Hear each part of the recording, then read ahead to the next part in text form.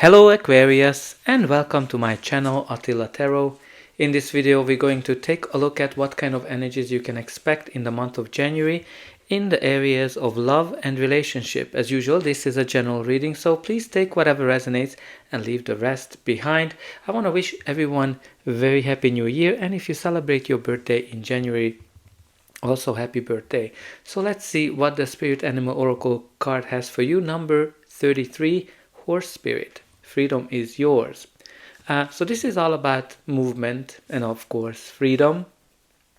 It's kind of indicating that some of you might be traveling, some of you are going on an adventure, maybe you're gonna be moving physically as well, but definitely an indication that you have a free will and you are able to make powerful choices that will impact you on the long term. But it also has a free spirit attached to it, so maybe some of you are gaining your freedom back, but you can also set your heart free to experience love in all shapes and forms. But let's see what the tarot is telling us.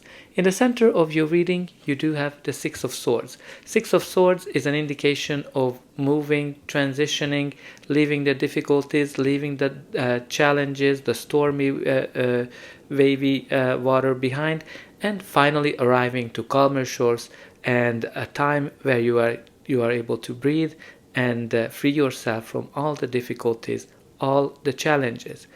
Some of you just leaving a difficult time behind. Some of you are leaving a relationship, a person behind.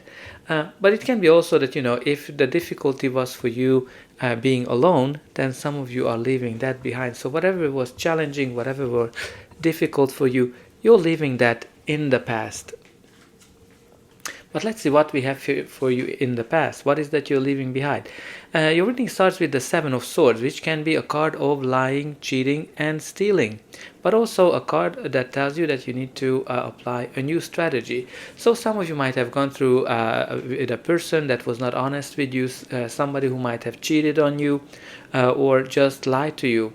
Obviously, you have to kind of pay attention to these details, but also it can be a sign that there's something that you need to do differently in the areas of love and relationship, because yes, he's stealing those swords, but the reason he's stealing them because he wants to he doesn't want to continue to fight. He wants to have a conversation and apply the conflict through diplomacy. So some of you are leaving this behind. Some of you might be moving in secret as well, or you're making a move that kind of helps you to leave the difficulty behind, that you're not telling it anybody. You also have here the Four of Pentacles. The Four of Pentacles can be financial stability, but generally in a relationship perspective can be somebody who is very jealous.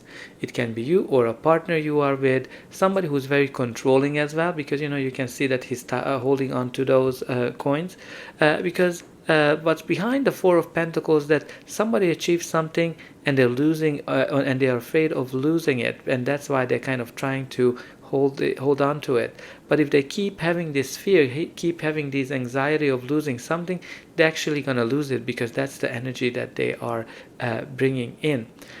So there might be somebody here again that are very controlling, somebody who's checking the other person's phone. Some of you might be holding on to difficulties, challenges, hurt that happened to you in the past, and you're not letting it go. Very important to leave that in the past, which you're doing here with the Six of Swords, and you're moving to calmer shores. Four of Pentacles can also indicate a secret of some sort that might be coming out for you. Now the next card of reading is the Six of Pentacles. Six of Pentacles, generally it's a card of balance, harmony, equal give and take type of relationship. When somebody is coming in to help you. Right, so some of you might be getting a help, some of you might be helping you to connect with somebody, some of you might be breadcrumbing you as well with this Six of Pentacles. where they kind of give you just enough, but it's not really what you want, because obviously they have other things going on as well, as you can see it from this Seven of Swords. But obviously you're leaving that behind, so that's all great energy.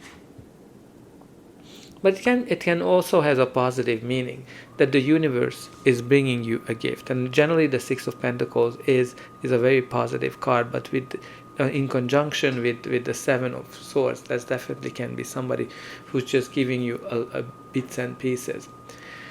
Your reading continues with the Justice. The Justice, which can be that, again, goes back to harmony and balance. You can see that the scale is showing up both on these cards. So I think creating harmony and balance in your life is very important, because you're kind of transitioning into harmony. Justice can also be that, be just, be fair, be open, honest as well, with yourself and with others around you. Can indicate a big decision that some of you need to make. It can be some kind of a legal process as well, a legal document that might be involved. Like, if I kind of connect with the Horse Spirit, that some of you are getting their freedom, it might be that you're actually going through a divorce or a breakup of some sort that might be ending up on the court, or just the whole divorce process that's described here with just Justice energy. But in this process, everybody is getting whatever they deserve. Now the next card we have here for you is the High Priestess, which is can indicate secrets, especially in connection with the Four of Pentacles. But High Priestess is also a card of unlimited potential. You might be a person who is very attractive, and you have unlimited potential of creating relationships, or you might be dealing with a person like that has a lot of suitors. But with the High Priestess, there can be also great sexual connections, and also this is a card that's telling you that you need to listen to your intuition, you need to listen to your inner guide, and that will help you to transition to the calmer shores. But let's see what's going to be the final outcome of this reading. But before that, please don't forget to like, share, and subscribe. That's an indication that the reading helped you, and you can also help me to grow this channel to make sure that the message gets out to those who need it the most. For you, it is only costing a push of a button, so I hope that you already pushed those like and subscribe buttons. Only a very few % of people end up subscribing, so I hope you're gonna be one of them. And I'm always very excited to read in a comment how this reading is resonating with you. Where are you watching from? And definitely put it in that I leave the difficulties, the challenges in the past, and I arrive to a bright future.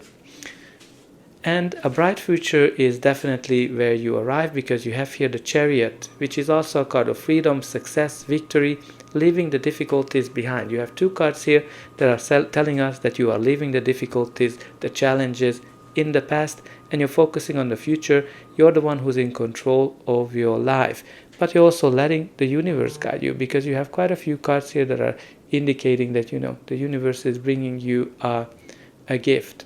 But great energy, it can be connected to a trip. Some of you might be going on a cruise or any kind of trip, but it can be that some of you are actually moving physically, especially with these three cards. There's definitely in the cards literally for some of you, that you are moving. But all in all, you're focusing on your future, and you're charging forward.